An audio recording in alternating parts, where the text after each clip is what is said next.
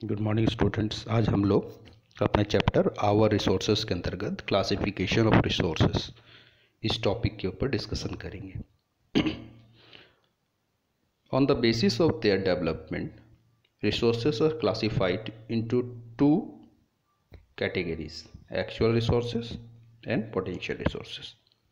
Development के basis पर हम लोग रिसोर्सेज को दो कैटेगरी में बांटते हैं, एक्चुअल और potential resources. The resources which have been developed by man for his own uses, which are being utilized, are called actual resources. वो रिसोर्स जो मनुष्य के द्वारा डेवलप किया गया है उसके खुद के इस्तेमाल के लिए, उसे हम एक्चुअल रिसोर्स कहते हैं। फॉर एग्जांपल कोल, पेट्रोलियम और natural gas. Potential resource, these resources are available to us but they are not utilized properly. This may be due to the non-availability of technology or mean, for example oceanic tide. Potential resources वो resources हैं जिनका इस्तेमाल मनुष्य कर सकता है, लेकिन फ़िलहाल उसका इस्तेमाल नहीं कर पा रहा है क्योंकि उसके हो सकता है कि उसके यूज़ के लिए हम मनुष्य के पास में टेक्नोलॉजी या तकनीक मौजूद नहीं है, लेकिन आने वाले भविष्य में उसका इस्तेमाल किया जा सकता है। फॉर एग्जांपल ओशनिक टाइड, समुद्र की जो टाइड्स हैं, लहरें हैं, उसमें भी काफ़ी एनर्जी होता है जिसका इस्तेमाल किया जा सकता है।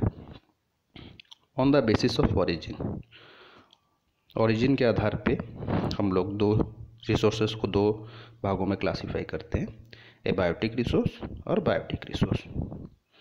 एबायोटिक रिसोर्स, इनमें वो रिसोर्स शामिल हैं जो नॉन लिविंग या फिजिकल इन्वायरमेंट से प्राप्त होते हैं, जैसे एयर, वाटर और soil.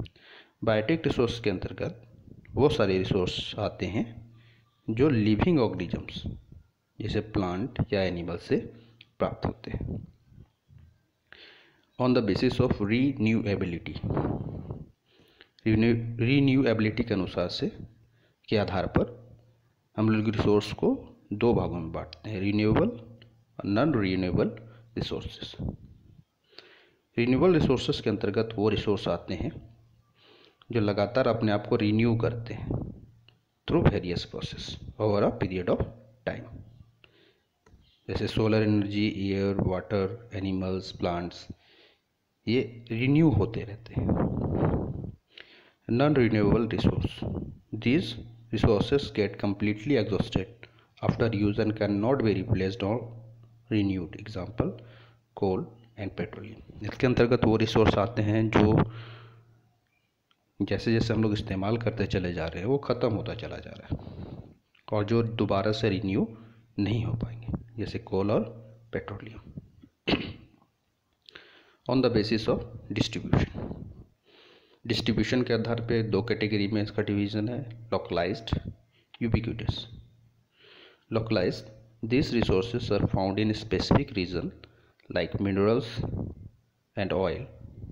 Minerals like iron are found in Jharkhand is example of localized resource.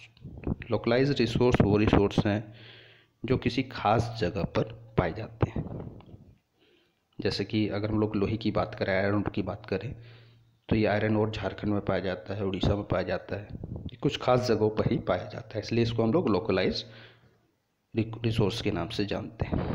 दूसरा है यूबिक्विटस।